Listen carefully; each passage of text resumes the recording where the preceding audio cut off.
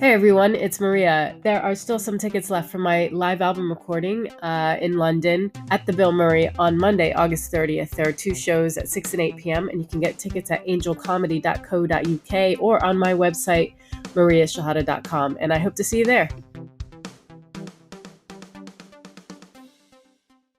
Hey everybody, welcome to Two Non-Doctors. I'm Liz Mealy. I'm Maria Shahada. We are stand-up comedians. Stand-up comedians that are currently jobless because of the coronavirus. We're finally going to be the doctors our mothers wanted us to be. Is there anything that we don't know? A lot, actually. We have a lot of questions. We have a lot of answers. All of them wrong. But we do have access to Google. And a vet. Oh yeah, my mom's a vet. She knows some stuff. We have to do this. So every once in a while, we're going to invite her on. No, we don't. We're going to actually use this. Welcome to Two Non-Doctors. Hi, welcome to Two Non-Doctors. I'm Liz Mealy. I'm Maria Shahada. I need to tell a very quick, ridiculous story. Go for it. I was headed to my friend's place early in the morning.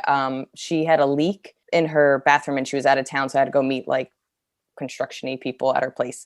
So my hair is as it was the night before, which was like really dirty, and I put it in two little puffs on my head, and then I just threw on these like red leggings, and I'm like half asleep headed towards the subway, and this guy on a bike cuts me off and then goes, "Fucking Mickey Mouse." And I was like, I was so mad. Dude, I was so mad. And then I was like insulted, and then not even joking, a half a block later, I looked down and my pants are bright red. And I was like, that's so good. It was so good. It was genuinely... Wait, were you in a car? No, I was walking to the train. He was on a bike on the sidewalk and cut me up. First of all, you shouldn't, that's my biggest pet peeve in the city. You're not supposed to be on the sidewalk. You're not supposed to be on the sidewalk. But I mean, when he first said Mickey Mouse, I was like, I don't look like Mickey Mouse. And then when I looked down, I was like, oh my God, my hair is in these crazy little like slept in puffs. And then I was wearing these bright red leggings. When I realized about my pants, I was like, that is the funniest insult. Like it really, I genuinely was like, good for this guy, like on his toes, like cutting me off and the best insult. I've been thinking about it for days. It made me laugh so hard. Very funny. I hate it when other people are funnier. Oh yeah. It was it's supposed to hurt my feelings, but just props. Because at first, when it was just the hair, I was just like, that's so lame. But then when I realized my pants were red, I was like, genius. That man's a genius. I thought it was funny with just the hair. I'll get his number. You can be best friends with him. Yeah. He clearly has a shining career in humor. I've been unbearable to be around for days. Me too. Go on. Yeah. Some of it's hunger. This is what I realized. I started CrossFit again, only once a week, by the way, but I'm so out of shape and CrossFit beats the crap out of you. But like, it's just been hard to get back because they don't have noon classes anymore. So now I have to figure, it has to be in the evening, and I do shows in the evening. So I've just struggled to get back into the gym. And then I'm out of shape and CrossFit kicks your butt. So I think in general, whenever I'm trying to work out 4 days a week in general again. So I think I'm putting out more energy and I forgot how much more I eat and I'm not keeping up with that. So I think I've been hungry and then I've been PMSy and then I'm just like kind of anxious in general. And I've been an angry, like to the point where I turned to my roommate and I was like, I don't like being around myself. Like I'm getting annoyed with myself.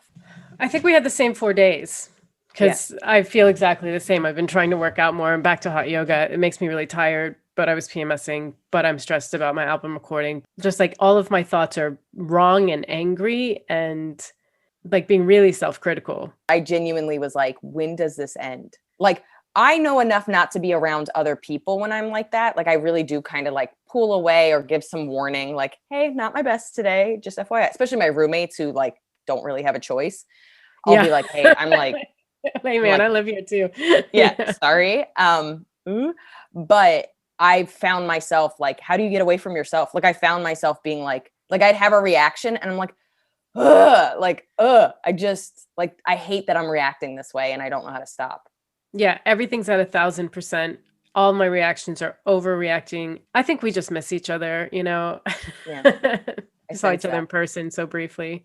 Yeah. But no, I get it. And it does suck, but it does pass. And like, that's the one thing you can, when you, at least you're recognizing it, which I think is a bigger deal than maybe we give ourselves credit for, that we can like go, oh, this is happening and this is why I feel this way.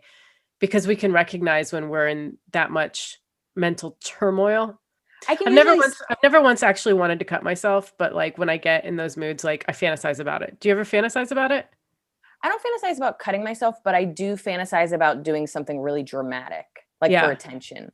Oh, like telling somebody off to their face, or like telling somebody I'm like quitting comedy, like doing something to get attention. Does that make sense? Because I'm like in pain. So I want to do something where somebody's gonna be like, hey, are you okay? And I'll be like, no, I'm not okay. Like something really childish. But I think, and this has been maybe like the last 5 years or so, I've gotten better and better that when I'm like this, one, I can be like, are you hungry? Are you hungry? Oh, I am hungry. And then, or, hey, when is your period? Because I'll start to see myself either having these weird, angry fantasies, or just in general, just being like, rah, rah, rah. And I'll be like, what is this? Are you stressed? Like, and know how to ask the questions. And I think that's why what I was kind of annoyed with my ex is that like, he was hangry all the time. And I'm like, you're almost 40. Fucking have a Cliff Bar or something. Like, I get like getting unregulated or being on a different schedule and having to adjust. I mean, I feel that way almost every month as a woman, but like, I know, like I can pull back and go, whoa, what's going on? Are you tired? Like almost like a baby. Like, are you tired? Are you hungry? Are your feelings hurt? Are you stressed about something? Are you PMSy? And then from there, how do we fix it? If it's PMS, there's not really much you can do. But if it's hunger, if it's exhaustion, if it's, being stressed, there's little self-soothing things that you can do. And it was always so annoying that I'd be like, you're being a dick to me for something that's so solvable. Like solvable. Yeah. Just fucking eat something. Like, what the fuck? Yeah. And so, when it's PMS, I'm like, I have to overhaul my entire life so that I can regulate my hormones so that this doesn't keep happening. Like, there's no just like have a banana and be fine. When I'm PMSy, I'm just like, just fucking have chocolate. Like just something to like chill you the fuck out and give you a little bit of like, I don't know, serotonin. Be like, ooh, chocolate. Like, but ooh, like a little 5-second reprieve.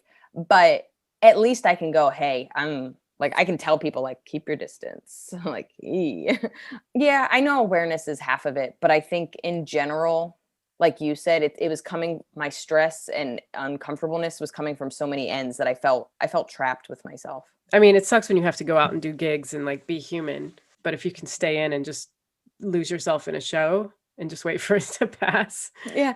I wish I could do that. Like, how you would like cancel if you were really, really sick, which I think I've canceled like 4 gigs in my entire life. I do wish that I could call up a club and be like, I'm super PMSy. Is there any way we could reschedule this? I'm just not going to be the best performer tonight.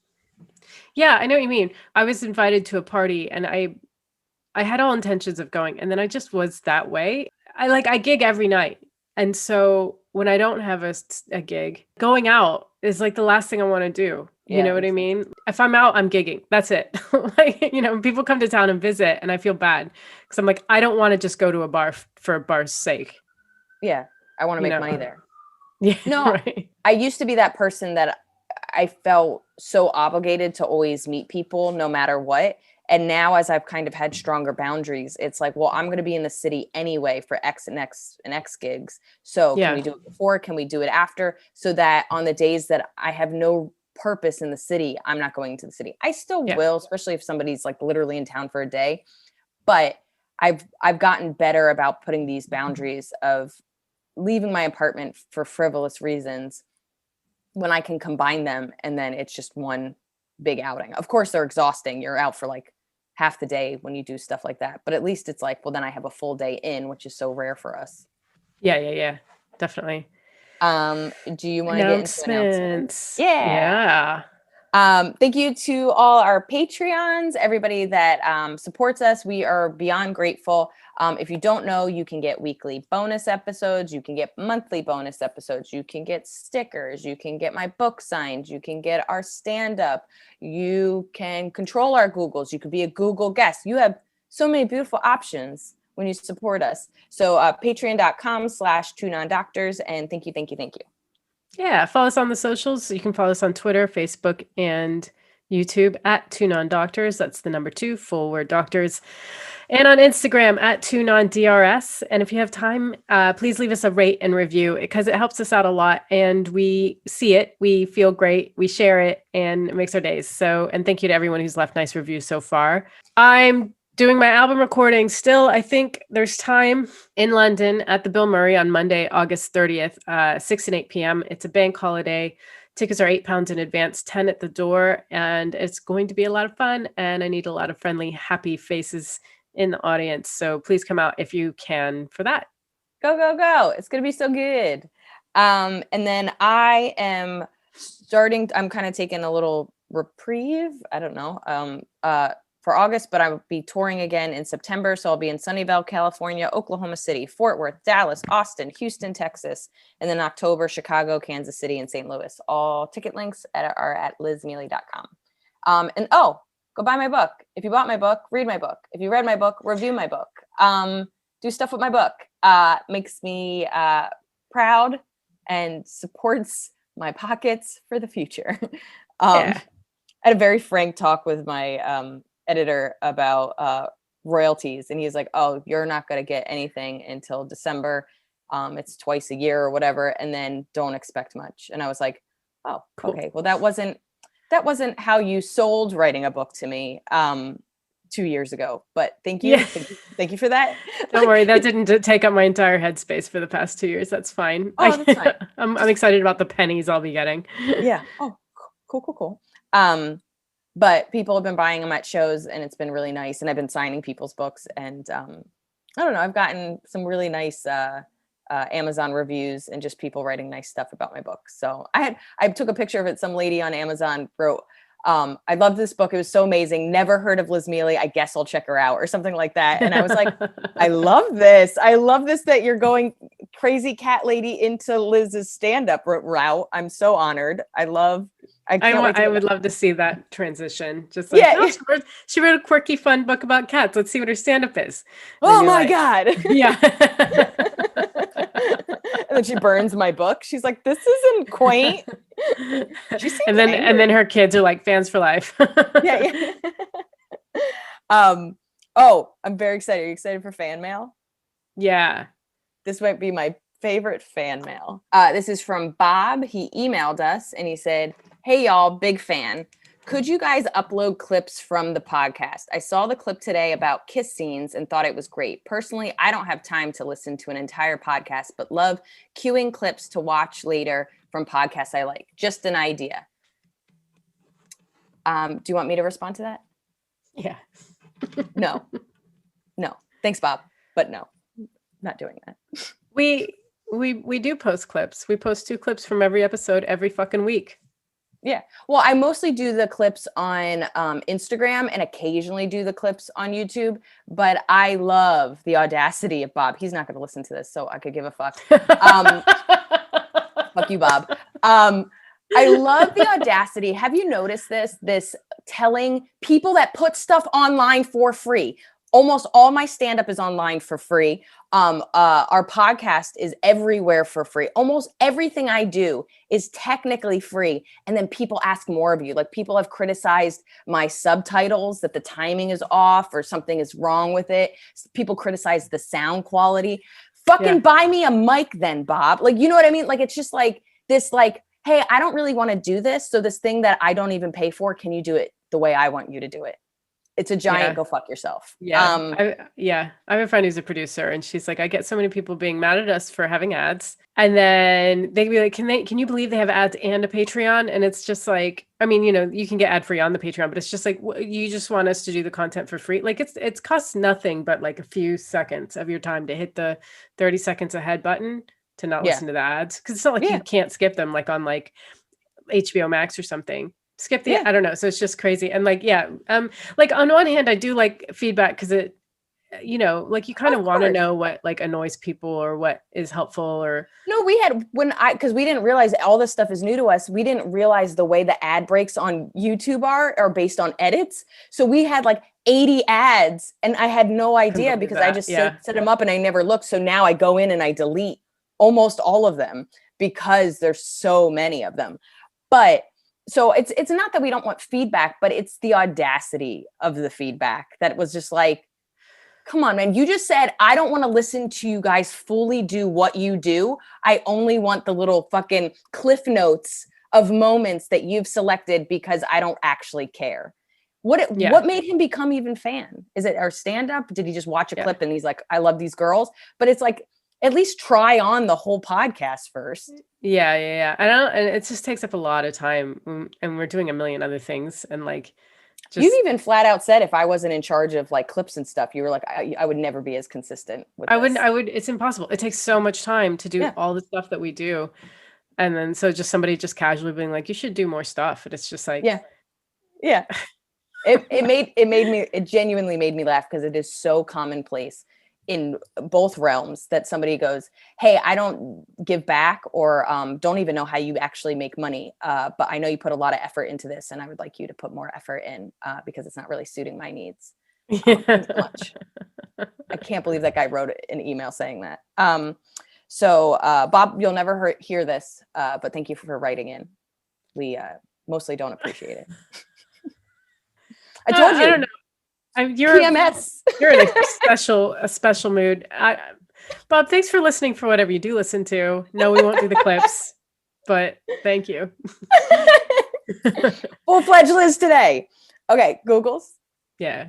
We're so happy to have you. Is it a podcast that's called The Love Drive, or is it the all-around company? The brand is The Love Drive, because I used to drive a taxi in San Francisco and I would talk to people about love and I would record those conversations, put them on YouTube. That's where it started. What did you Google this week? Putting red light therapy on your testicles. Oh,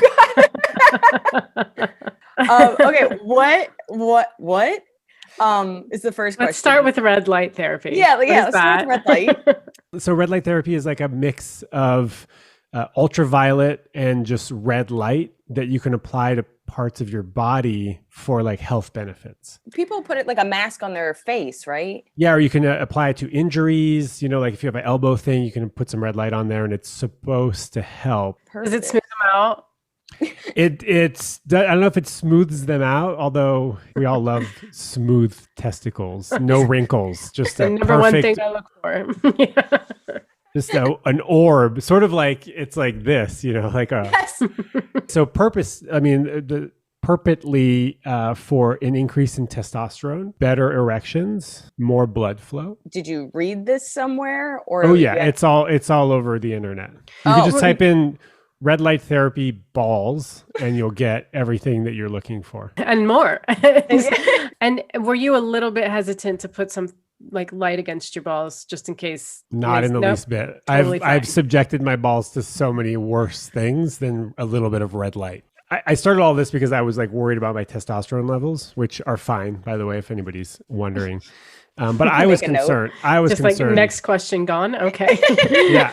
I was concerned because like I wasn't as like excited as I normally was. Like I wasn't getting like as many spontaneous erections, and like part of that is just like growing older. Like that's what happens, is a decline in testosterone. And so I go and buy the light. I've only seen it as like a scary, creepy face mask. Oh my God, do you have it? Whoa. So is this like retail at Walmart for something like where do you get? It doesn't. No, they're like extremely expensive. This is probably like a $500 light. The nice thing is you really could, like you're showing right now, it could be anywhere. You could use it for your face. You could use it for your butt. So I didn't buy it for my balls. Okay. I bought it for like an elbow injury, and like apparently you can use them at night. It helps with like relaxation because it's like red light and not blue light. You know, blue light keeps you up and stuff. I guess the question, like I think everyone is wondering, is are you now experiencing more spontaneous erections? I am, but I don't think it's as a result of the light. What did your research say? Does the internet believe it does help? I think it's snake oil. In general, like even for your elbow? You know, I went to see a PT yesterday for my elbow and he said, yeah, actually red light can work. It can help like stimulate blood flow and like sort of rebuild some of the vessels. Apparently it says that it does something with the mitochondria, which we all know is the powerhouse of the cell. Yeah. Mm-hmm. I think it's a mixed jury. So the PT at least kind of somewhat believes that it's healing, at least for your elbow, but the internet is kind of like, this might be trash. I wouldn't go out and buy one just for your balls, but I'm not upset. I'm not missing the money, You know how like retinol is about like cell turnover to prevent wrinkles? I think it's kind of something similar where it's like, let's get the blood flowing so you don't look old. A fan of ours sent us these little like steam masks, like these like Japanese masks, almost like, when you, those things you would put in your gloves to warm up your hands or whatever. It was hand like warmers. Yeah, thank you. That logically makes sense. Maria was here the other week and I was like, let's try this thing our fan gave us. And you just kind of like snap it and then it steams your face and you put it on your face. And at first I think it's really scary to have something like that's not like a wet hot compress. It was scary, but also like the packaging had all Korean and no English on it. So we had no idea what was going on. It's like, I guess we do this. Yeah. We're there's like a flame with an X and a face. You're like, I don't know what. That's probably fine. Just somebody crying. Well, thank you so much. This was one of our more interesting Googles. We learned a lot. I don't know if I'm going to buy a red light thing for my balls, but you could maybe find one, someone that has one on Craigslist that is willing to lend it to you for a little bit. That's okay. I was actually going to ask you to borrow it, and then I was like, I don't want that. Yeah. It was very close to my balls. Anything that you want people to check out of yours? But they can check me out on Instagram at The Love Drive. Yeah. Yeah. I have a bunch of courses online. Also, I'm actually getting ready to teach a course in 40 minutes on modern dating 101. Oh, and listen to the Love Drive podcast. Obviously, I always forget that like people that listen to podcasts also like other podcasts. So I have like over 100 episodes with love, relationships, sexuality, intimacy experts, and then also a bunch of solo episodes. Awesome. Thank you so much for taking the time and coming on. Thank you. I'm honored to have been here. Bye. Yeah. So my Google was like, can you focus on two things at once? Like, I guess can you get better at multitasking?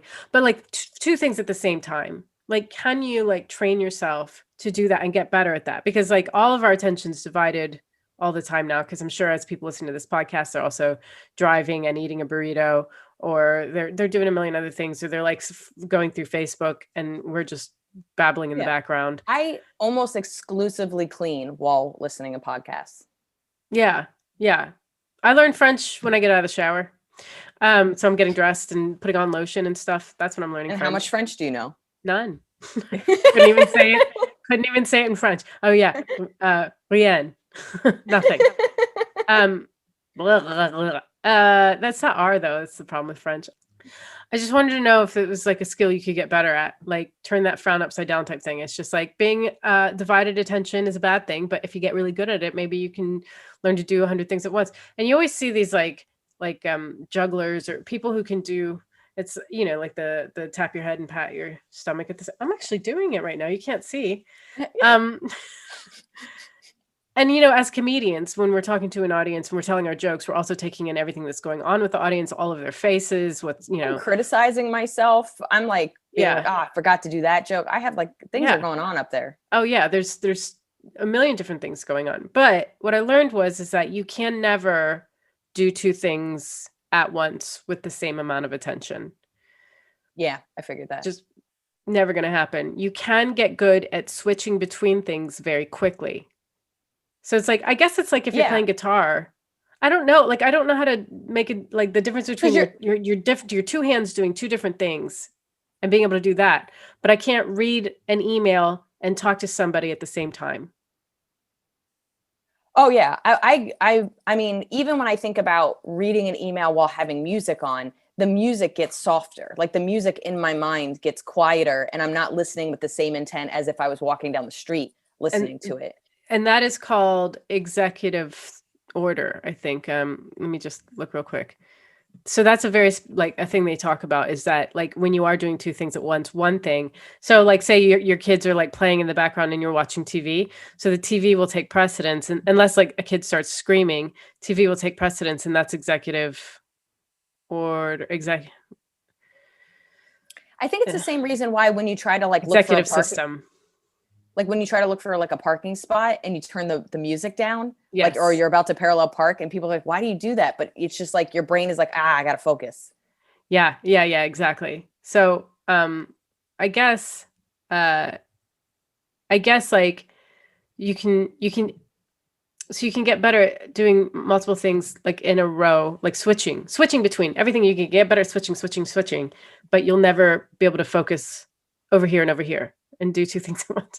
Yeah, so it's never going to be 50% or 100 and 100%. It's going to be like 70 and then quickly 70 or 100 and quickly 100. Like I can see that. Like if you think of skills like reading directions while driving or bike riding while, I don't know, talking on the phone or like, I don't know, that like I can see how.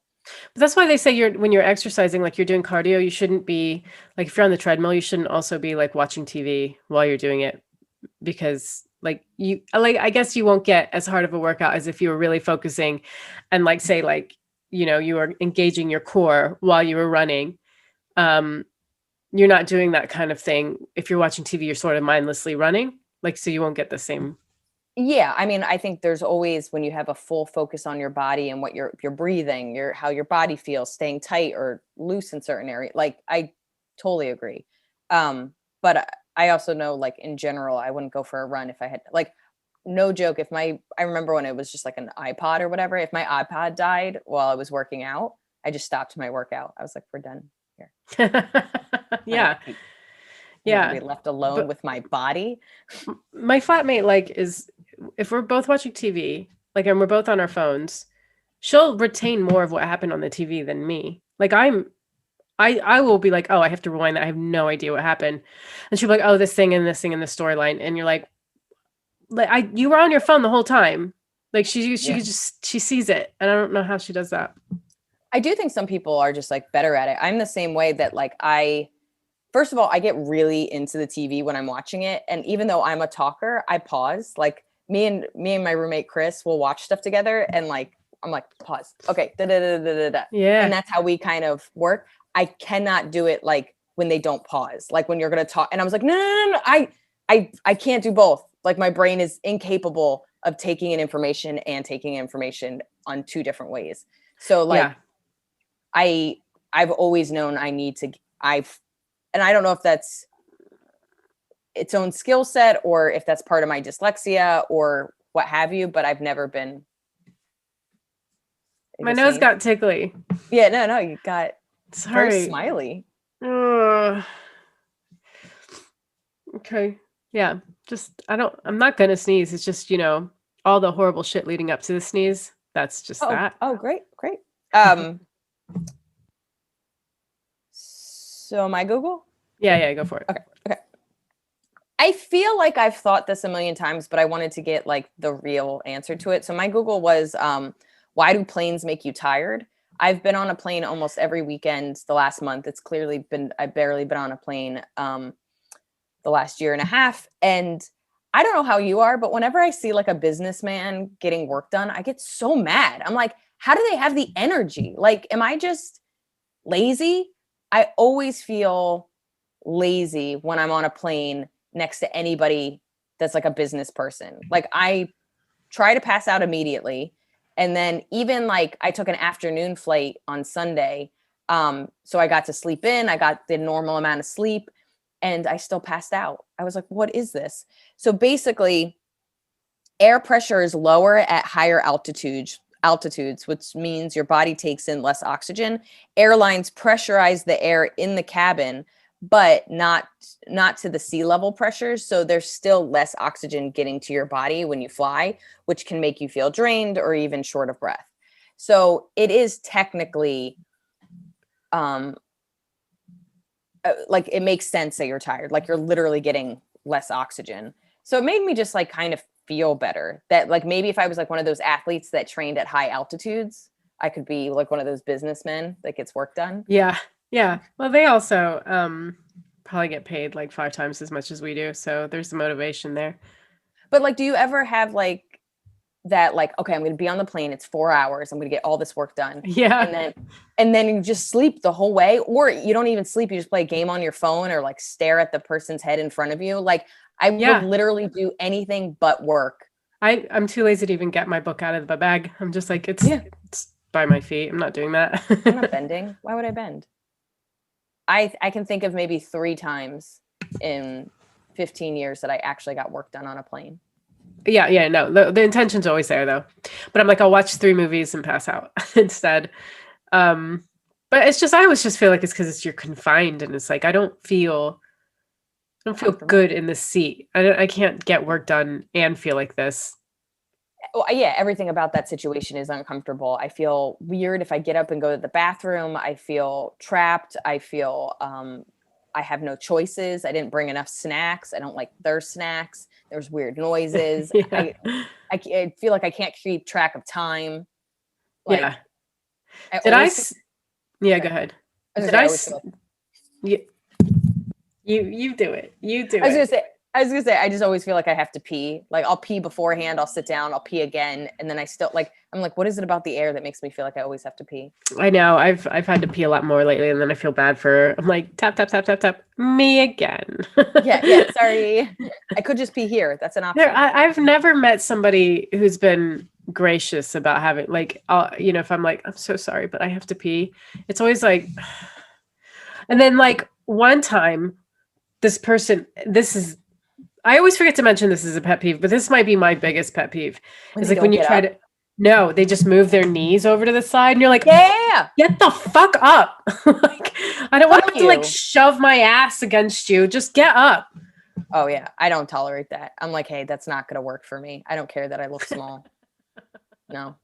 I'm like falling over your lap. I want to be like, I want to be like, it's not my fault you're in the middle seat. That's a choice you made. I bought these tickets months ago because I fucking think that's not my fault you're in the middle seat.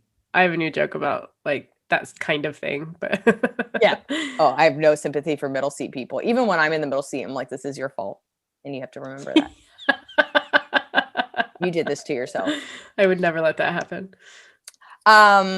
Let's get personal. Yeah. Yeah.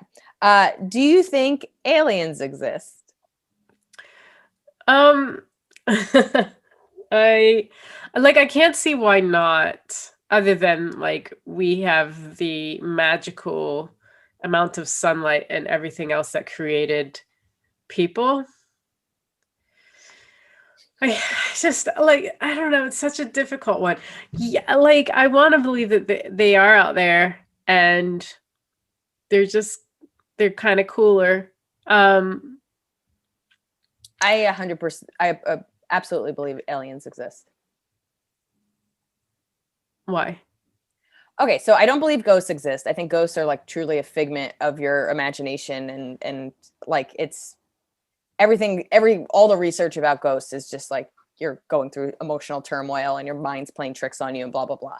So I'm very adamant that like ghosts aren't real. They're, your mind being played. But even before they started saying like there's unidentified flying objects, like I don't know if you've noticed in the last like 2 years, more and more the government's like, yeah, we don't know what they are. So they're either from other countries that are far more advanced than us and they've been hiding this from us. I mean, could be likely, I don't know. Or it's aliens like spying on us and fucking just kind of checking in. And I'm going to stop you there. I don't think other life forms would have the technology to come and spy on us. Like they're so advanced that they not only know we're here, but they're also like coming to spy. Why? How is that any different than us going into the ocean and having the technology to go all the way to the bottom of the ocean floor and like poke some fish we've never seen before? We are the octopus of the universe is what you're saying?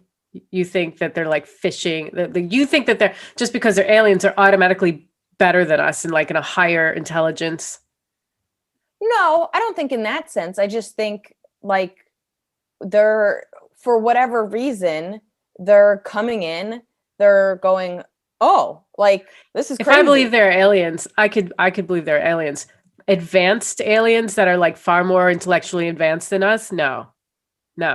And they're coming over and spying? No. But are you saying, like, I don't know if I'm saying that as a human going into the ocean, we're more advanced as much as it's just a different world. And we've figured out these apparatuses so that we can be under the water, and we're coming in, checking it out, and then we're leaving. We can't live there. We can't survive there. We have to have our little oxygen things. So I see aliens as coming in. You know what infuriates me about this is that there's going to be like 90% of the people listening are going to be on your side. And I find it to be the most ridiculous theory.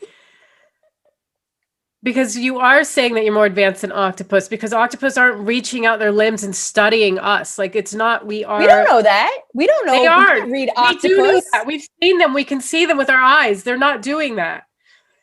We are the more advanced life form than octopus. I can't read their books. I don't know. They don't have books. They didn't write a cat book. And no cats are writing about humans. Well, after the last couple of years, I don't think we're the more advanced life form. I'll tell you that much. But I can't believe with all that's out there that we are alone. I just can't. It just logically does not make sense. I don't think we're alone either. I don't think they're more advanced than us. That's all I'm saying. Like, I don't think there's any. We haven't technically seen them. Do you think like Stonehenge and all those like kind of weird rock stuff is aliens, or like when there's weird prints in farm? No. What do you think they are? That's just humans figured it out back before there was Facebook and they had nothing to do. They figured out how to get stones up. That's it. Who do you think made the pyramids as an Egyptian person? The Jews. There's pulleys. Sandstone was brought on a pulley and they piled it up as it grew. That's why. Sorry, that I love that. Some Jews made it, Liz. Aliens didn't make pyramids, and you're hurting my culture. You are. I can't even. I'm not proud of the slaves we had, but that's how they were made. I don't think aliens have ever been in contact with us, and I don't think they're capable of it. But I will believe that they exist. Okay. I half expect an alien to like come up from behind me and go and like wrap its tentacles around me, and I'm just like, I still don't think they exist. Yeah. I also like, because like think of it, there's the perspective of their like fucking monster demons, and then there's the perspective of their like curious scientists, and then it's the perspective of like I don't know, that they're just out there like the same way we're out there, and they just stumble upon us the way we might stumble upon a new species. Yeah. I mean, yeah, well, our billionaires should probably get there first. They'll meet some aliens. Yeah, but I don't know if I want them to be the first impression aliens get. Like, that's upsetting. Like our most selfish people. Yeah, not only are they billionaires, suddenly they're like Earth ambassadors. It's like, you don't get to represent us. Yeah, what the hell? We have senators. What the fuck? All right. I guess my last question is like the unidentified flying objects. Do you think it's like another country, or do you think it is aliens? It's another country, or it's just some like dickhead with a flying object. Like, you think it's a billionaire from like China? Like, I don't know what people. I don't know what's in the sky, but I don't think it's other alien. I don't think it's other universes. I would love to believe that. It's just not. I guess if I'm being really honest, I really liked Men in Black. It had an impact on me as a child. And I really, out of all the alien depictions, I really love the idea that they live amongst us and that they're our friends. That's the perspective I want the most out of all the different. Is this when I look at the camera and wink? Because I'm your alien friend that you don't know. My alien friend. And then you're just like blaming the pyramids on Jews. You're funny. Yeah, I don't know. I guess in general, I'm like, friendship. There's a whole universe of friendship. Like, I mean, I don't know, like, but that's interesting why you would consider them friends and not foes. Why are they not enemies? What if they want to probe you and like discover things about the human life form, that maybe they have a plague going on their planet, and it's like, it turns out our mucus solves it. No, but yeah. I honestly believe in general we are monsters, that if an alien came here, we would be probing them. We would be fucking being that's why I think in general I hope and wish that it's a Men in Black like scenario, because it would be cool that, you know, fucking they live amongst us and it's our plumbers. And you ever see Alf? I was a little too young for Alf. Like I know of it, but I didn't like watch it on TV. It's a really sad ending. No. Yeah, and it's a sitcom too, so it's weird. What's the ending? I don't think we can really ruin it. I think they like took him away and like they started like, you know, to be studied and probed and shit, and like he was their little buddy. He was their Alf, and then the government took him away to study him. That's bullshit. It's a sitcom. So topic? Yeah. I'm really surprised about you, to be honest. Like it really surprises me that you think that there are aliens and that they've been in touch. Yeah. I mean, you know, sometimes my emails never make it to people, you know? That's a convenient excuse for why we don't get back to emails. You know, I never got it. There was an alien interference, and that's why we just didn't get back to people. When the real reason is they pile up so much that I have no capability. Okay, topic? Yes. Yeah. Okay. Topic this week is camping and just the benefits of camping. And I am we came up with this topic together, but I chose it this week because I'm pretty anti-camping. Are you? I do not like discomfort whatsoever. Yeah, I do. And yeah, and it's unfortunate for Johnny because he's like into camping and I'm into luxury. So we're never gonna holiday together, basically. Oh, dude, I see you as like Madonna, material world, like aspects, dating, and then Uptown. You know, I see two music videos. I see Madonna, material girl, and just like men putting like fucking diamonds on her or whatever. And then I see Billy Joel, Uptown Girl, where he's like what, like a mechanic, and it's the wrong sort of material though. Like I don't care about diamonds and like fucking, I don't know. Like I just need comfort when I go anywhere. No, you want your Amazon packages and you want them now. I get it. Yeah. I get it. I mean, I'll be honest. I've never camped. I hope to never camp. And I've been asked several times, and then I've done stuff that is slightly adjacent to it. And even the slight adjacent to camping has made me uncomfortable. So like I went off to summer camp and you were in a cabin and you did woodsy like things. And that was too much for me. I've done an RV and you have pretty much all your kind of things that would make me scared. And it was fine, but it was still a little not what I wanted. And then when I think of traditional camping, which is that you're either out in the woods, nothing but you, or you have like a tent or maybe an RV. I don't know if they consider RV technically camping, but like, I don't know, man. Like there's nothing about it. I've had two friends have weddings out in the mountainous woods. And I hated like I'm sorry, because I love my friends but I was miserable. The first one, like I tried to get a hotel, but everything was booked up, but like something was really expensive. And then, so I couldn't afford it. So I ended up just like in a cabin, like it's glamping, right? Like it's not like I have a tent, and I would never do the tent. Yeah. But I don't even want to be in a cabin. I want to not be in the woods. The woods is a dangerous place. And I don't want to be there. Because if it's not humans attacking you, it's bears or aliens. I don't know, but I don't want to be there. Alien bears. Yeah. And then when I went for Kat's wedding, it was up in the mountains of Georgia. It was in a town so small. So the campsite, like the wedding site was like far away from the town, which was far away from then like real civilians, like real like society. And the town had one Uber driver who was also the Lyft driver, like named Ian or some shit, who would text you and be like, I can't pick you up right now. I got to go over to my cousin Davey's like house. Like he's just telling us personal shit about his weekend. And it's just like, dude, I just want to get from the diner back to the wedding grounds. Like, like I can't do it. I don't know. I hated it. I need convenience, and I like New York because you can order anything you want at 3 a.m. and you'll get it. Also, you're never alone. There's a bodega open somewhere super close at all times. Even when I'm down a scary street, I know everybody lives on this scary street. Someone's going to hear me scream at the very least. Like, yeah, I won't be like murdered in vain. Can I give you my list of all the reasons why I'm scared of camping? Yeah. We'll eventually talk about real stuff.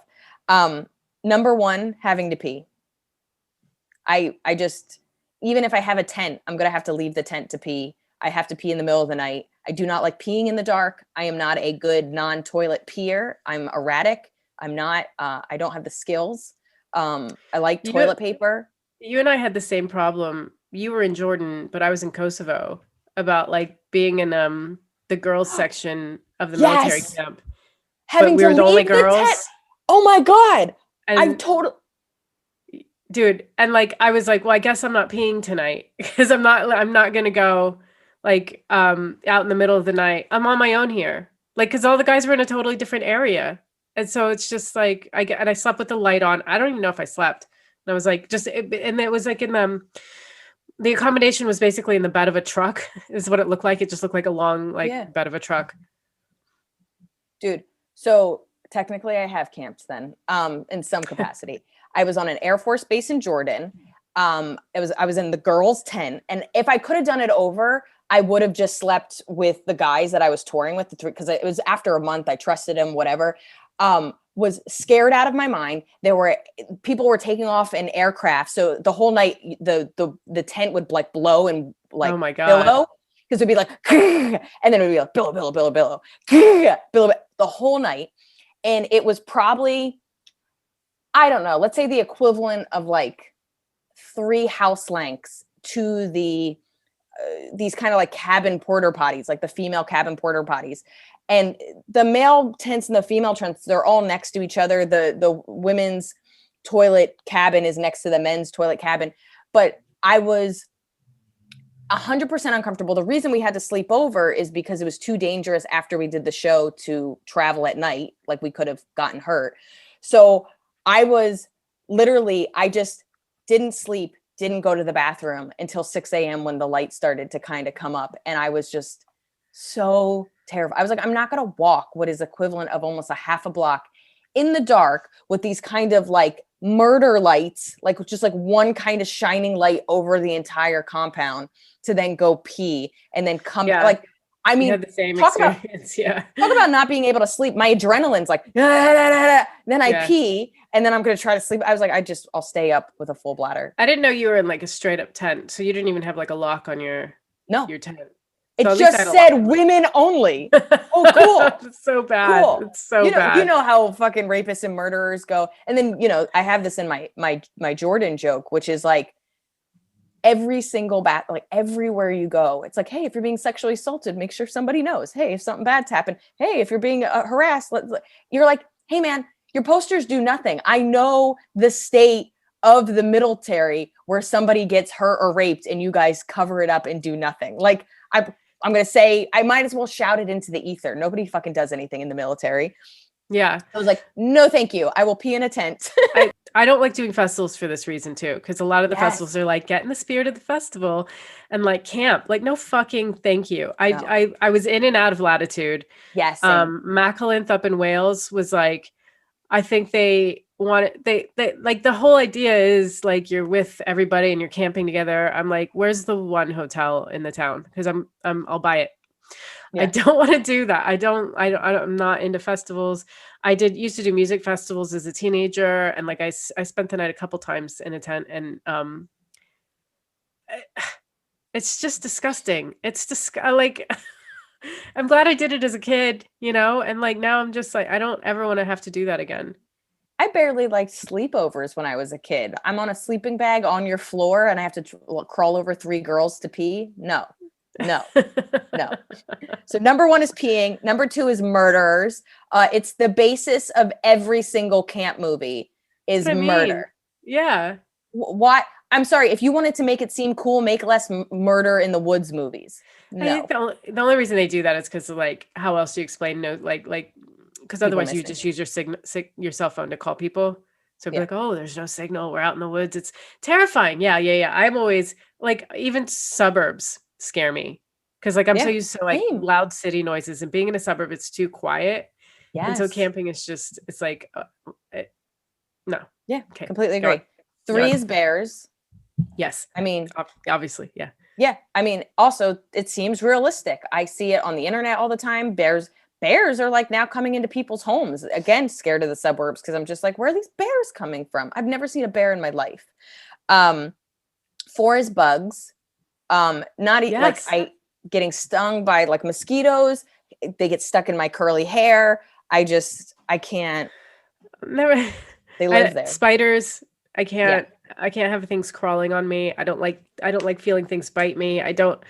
Bugs ruin most indoor experiences and all outdoor experiences for me. I hate being outside. I tried to grow my own herbs this summer, and that I think the slugs got to it. I was like, well, I guess I just made a bunch of food for the slugs because I'm not going to do anything about it. Nope. 5 is no walls, like not having like a real wall, like a tent.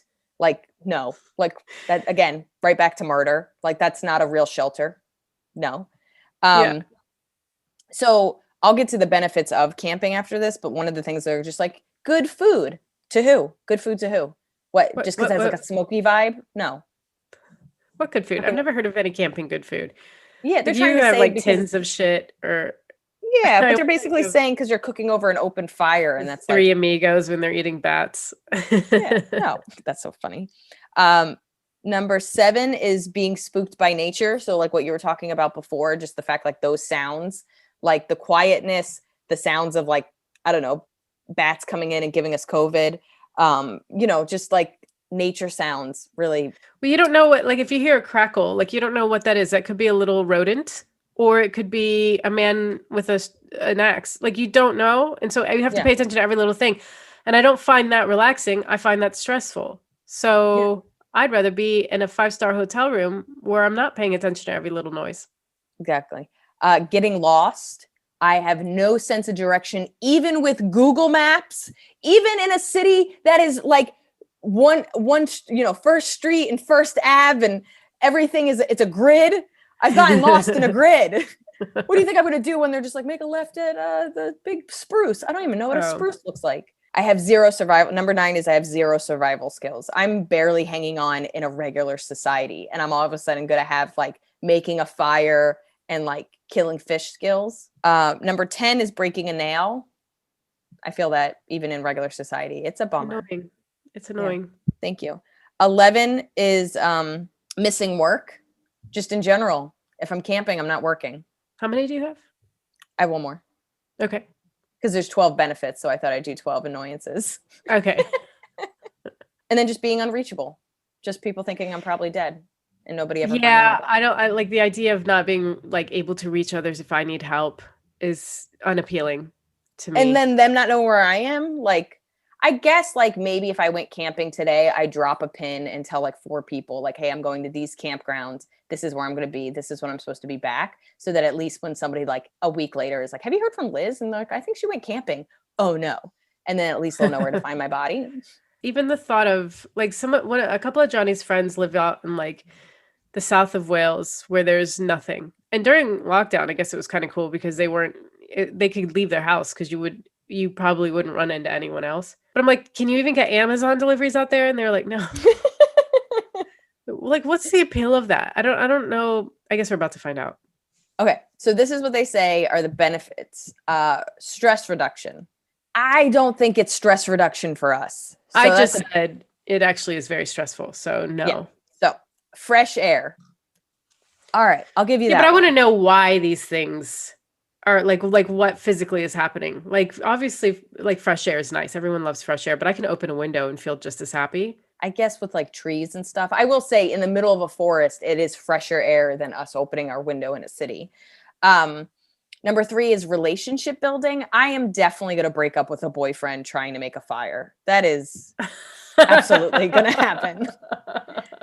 I will be stranded because I yelled at him because I'm cold. I haven't talked to that friend since her wedding. It was a deal breaker. Number 4 is physical fitness. A part of me wanted to be like, that's just hiking. That's not exactly camping. I like hiking. I like hiking. I like LA hiking though. Like get your earrings. Let's go. Yeah. Get your earrings on. It's kind of a scene. No, I actually genuinely like hiking. I really like nature. But I don't want to sleep out there. Like I don't want to be like, I want to fucking pack a snack, go see cool sites, like go take pictures with trees, you know, have a fun conversation around mice, and then leave. Yeah. Number 5 is lack of alarm clocks. Kind of made me laugh because, you know, I have like 18 alarm clocks. Like they're trying to be like, hey, you wake up when you wake up. But you know me, I have an alarm clock every 5 minutes to remind me. You don't need alarm clocks because the sun comes up at 6 a.m. and you have nothing protecting you from it. Yeah. So Yeah. So you're just going to get up super early. Unplugging, I do think that does have value. And I do make an effort. Like, so my high school friend has a place upstate and there's horrible Wi-Fi, like the service, like self-service, it's just garbage. So I just kind of know when I go up there, I'm unintentionally unplugging. And I often leave my phone. Like I'll go to check it. Messages aren't going through. And I'm just like, I now know to tell people, hey, I'm going to be away for a couple of days and I don't have good service, but I do leave my phone in my room and I don't really look at it. And I have to say, I do enjoy that part. I would find that difficult, obviously, but yeah, like it would be nice to get back to like the me from high school that didn't have the internet. And so like I would force myself to write and it would be nice to get back to that. I will say this, I would love to do a writer's retreat. And there are people that do writer's retreats like in the woods. I'm never going to do a writer's retreat in the woods because that's how I die with my manuscript. But I would like to go somewhere where it's like a quaint little village or like somewhere that's like a little less city. I'll do that with you. I would be down to do that. And I would love to fucking do it in Europe, like go to the Netherlands or some shit and be in like a little town. Why don't I look into some writers' retreats? I would absolutely do that. I mean, I don't want to fucking take 9 COVID tests. So it would have to be. I think they've just given up, by the way. I think I read in an article, somebody quit and the prime minister was just like, that's fine. Just fuck it, guys. Yeah. So New York is you have to either if you want to go into a restaurant or go to a venue, you have to either prove that you're vaccinated or that you have a COVID test, a negative COVID test that day. I'm all for it. I mean, I don't feel uncomfortable in New York City, but Tom Takar is a very funny comic. And he's like, people are revolting because you have to show personal information before going into a bar. He's like, dude, we've been showing our birthday and the worst picture ever taken of us to get into bars for years. How is this any different? And it just made me laugh because it's very like, funny. I don't want to show one bouncer all of my information, but if you, I'm showing them my address. Yeah. My height, my weight, my address, my fucking, let's get back to it. Birthday. Anyway, number 7's great food. Go fuck yourself. Who the fuck said this? Number 8 is connection with nature. I can't see me wanting to go hunting. Like I would go hunting and find that kind of cool. Like if I had the right gear, I need the boots. I would think it's funny. I would think it would be the greatest show ever is us trying to go hunting. I was just thinking that. I was like us out in the woods, out in nature, just trying to make it for 2 days. I would love that. I mean, and we're not even that. I don't consider myself prissy. I'm just like, I know how to like get dirty and be whatever, but I would just be like, fuck these rabbits. Are you fucking kidding me? Like, yeah. Like roasting, like literally mentally roasting rabbits as opposed to cooking them. Connection with nature. I do think that's valid. I do think that is really healing or whatever, but I want that for like an hour. I don't want that for days. I don't want anything for days. Development. I don't even like going to the park. Honestly, after an hour, you're like, I'm uncomfortable. There's people here. I hate this. Yeah. Development of new skills. This kind of made me think of like my brothers were Boy Scouts. So both my brothers are Eagle Scouts. I mean, they do know how to do stuff. My brother knows how to tie a knot and make a fire. They know how to do things. If I was going to be camping with anybody or lost with anybody, I would want to be with my brothers. Yeah, but like they learned once when they were children, and you think that they're going to be able to retain that information? So Eagle Scout is up until like high school. So they kept learning skills and they have gone camping. I would just need somebody to be like, you can eat this, you can't eat this. Like, I just need that guide. What is that documentary where there was a guy that like, he basically lived off nature. And then the thing that killed him is his logic was, we eat potatoes, so you should be able to eat the potato sprouts or the potato leaves. And actually we can't digest the potato leaves. I might be butchering this, but there was some thing that is edible that the leaf part of it isn't edible. And what it does is it stops you from getting nutrients. And that's how he died, is he was eating something that we technically can't eat. And I was like, I would be doing that day one. by the way. Like he did that years in. Day one, I'd be eating. Educational opportunities. What is that? Go fuck yourself. 11 is growth of confidence. I will say this. If I like caught a fish or made a fire or didn't die, I would definitely think I was better than people. Learning to like fend for yourself and being able to hunt for your food and like bathing in a stream. I'm sure that's all character building. I mean, fight a bear. The world would know. But what is it you're getting back to? It's I could see it if you were trying to like spiritually get back in touch with yourself. I could see all of this. Yeah, I actually do think the unplugging and being around nature is incredibly healing. I do think that's important. The anxiety and fear just cancels it all out for me.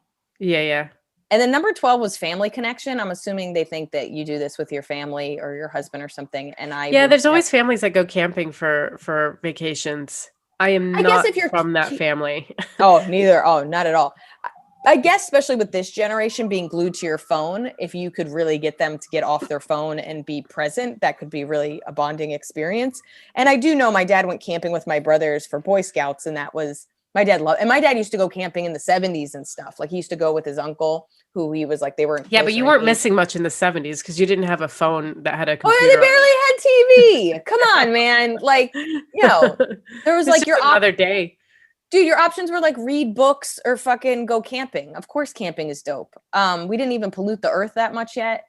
Yeah, I completely agree. I would genuinely like to hear camping stories, stories of like camping change, like having like really positive experiences camping and how they kind of changed your life. Or I would love a good camping horror story if you fought a bear, lost a hand.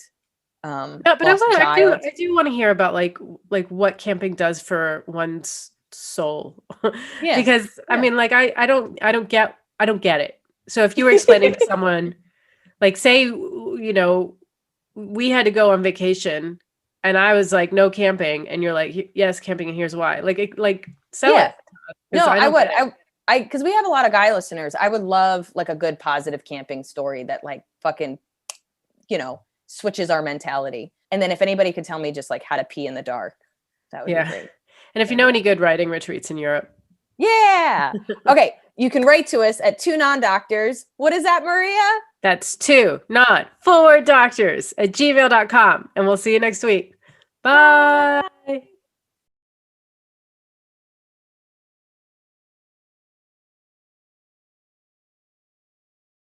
Friendship. There's a whole universe of friendship.